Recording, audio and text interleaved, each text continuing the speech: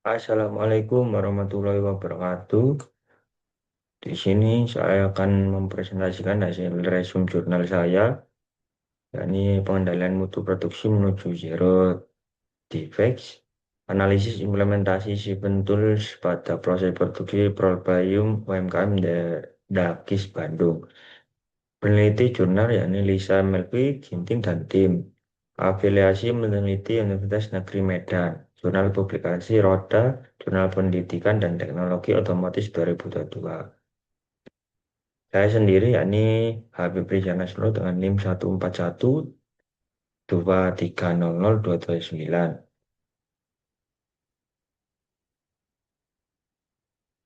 Selanjutnya, latar belakang dan fokus studi. Profil UMKM Mendakis bergerak di industri pangan Kota Bandung dengan produk andalan berupa kue basah tradisional, roli bayung, atau kue tapi singkong. Urgensi mutu yakni kualitas produksi merupakan parameter mutlak penentu daya saing defek sekecil apapun mengaruhi minat konsumen. Fokus peneliti meneliti proses produksi guna mengidentifikasi kesesuaian standar kualitas, variasi cacat, serta akar pemicu kegagalan. Tinjauan pustaka pengendalian mutu.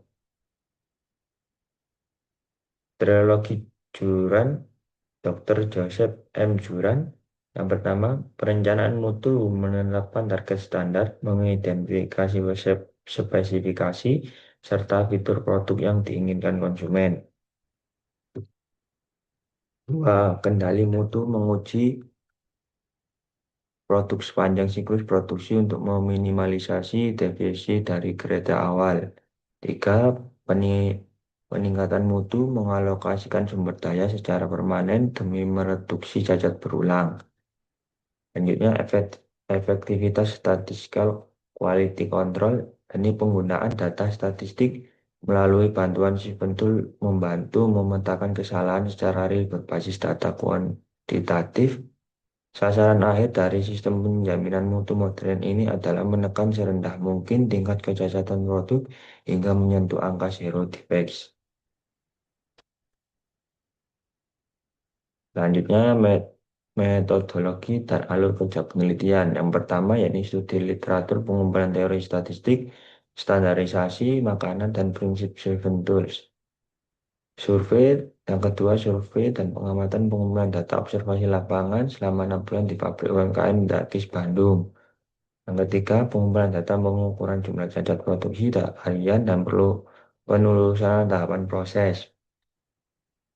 Analisis korektif, pengolahan data cacat menggunakan diagram Pareto, PIE, atau Fishbone. Selanjutnya, proporsi cacat terbesar, total quality batch. Pertama, salah satu pinggiran kue hitam kosong 51,72%. Yang kedua, pinggiran hitam dan berat tidak sesuai 20,69%. Yang ketiga, topping tidak merata atau kurang presisi, yakni 17,24%. Selanjutnya, berat produk jadi tidak sesuai 10,34%. Catatan analisisnya, yakni defek dominan dipicu oleh pinggiran kue hitam 51,72%, yang menandakan masalah kematangan tidak rata, overcook lokal saat proses pemanggangan adonan di dalam oven. Selanjutnya, ini analisis parameter batas kendali counterchart. Berikut ini tabel analisis parameter batas kendali. Yakni parameter peta kontrol Seward, yakni center line atau garis tengah, nilai batas kendalinya yakni 17,525, tingkat kestabilan proses, nilai rata-rata cacat ideal harian, status operasional standar referensi. Yang kedua, upper control limit atau batas atas, yakni nilai batas kendali 34,106, yakni tingkat kestabilan proses, ambang batas toleransi kecacatan tertinggi. Status operasional yakni batas maksimal.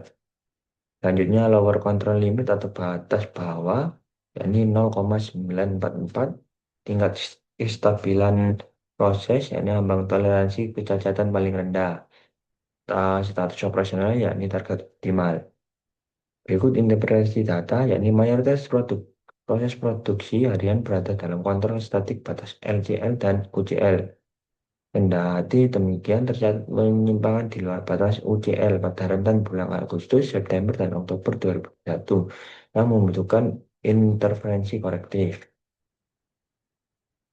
Selanjutnya, yakni akar penyebab cacat Rolpeyum atau analisis 4M. Yang pertama, main bekerja, yang kedua mindset mesin, yang kedua metode, yang keempat material bahan.